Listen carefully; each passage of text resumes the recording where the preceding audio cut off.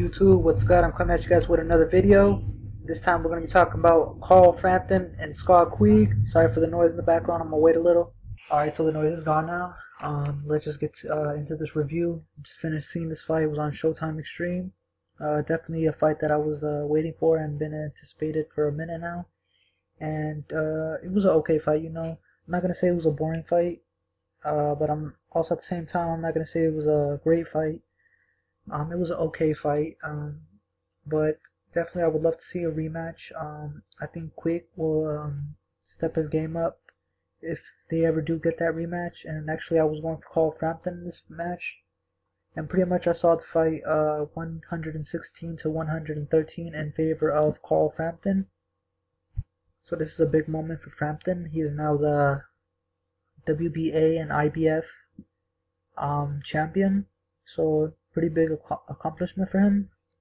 It was a sold out crowd pretty much. I believe the crowd was behind him. Honestly, I really don't think they were behind Quigg. But yeah, it was a good fight. So it was a slow start, as most matches, you know, that have a lot in stake.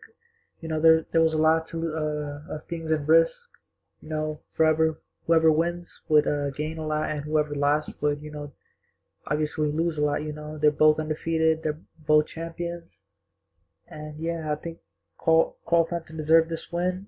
You know, I know some people are saying it was a close fight, but honestly, Quigg gave up a lot of rounds in the early part of the fight. You know, in the beginning of the fight, like the first 4 or 5 rounds, he honestly gave those away to Carl.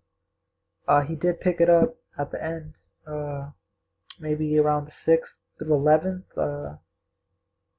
You know, there's a couple rounds like the 8th and the 12th that I think Frampton won. But this kind of reminds me of that Peterson Garcia. I know a lot of people are probably going to say that. Probably the Frampton haters. They're probably going to say that this is a robbery. I know one of the judges scored it in favor of Quigg, and the other two had in favor of Frampton.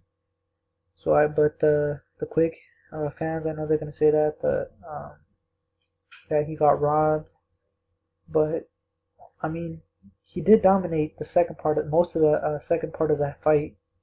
But like I said earlier, he was giving away way too many rounds in the beginning.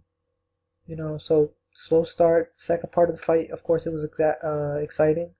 You know, there was a couple of people at ringside, like Brook and Throch. And another topic I would like to talk about is the Grant gloves. You know, both of these fighters were wearing Grant gloves, and you know, they're nice, flashy gloves. You know, some people would say they're the best gloves, but if you guys seen that fight, you would see that that logo, like this logo right here. It fell off on the on Quigg's boxing gloves. You know, these are pretty expensive gloves. They're, I believe, the standard colorway is about 3 something, almost $400. Just the stock colorway that they have, and anything that's not their stock colored is considered a custom, which can range anywhere from 400 to 500, sometimes even more, depending. And you know, so you have this expensive ass glove, and you know it's coming apart, or the logo's coming apart. You know, in just one fight, you know.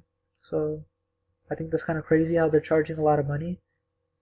But hey, man, that's just something I just noticed from this fight. So like I said, it was a pretty good. It was an okay fight, you know.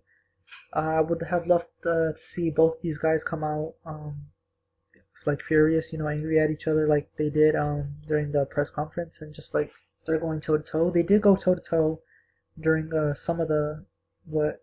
I forgot what round it was. Probably like the 6th or 7th. I forgot. They were going toe to toe, and even towards the end, you know, Frampton was bringing it to Quigg.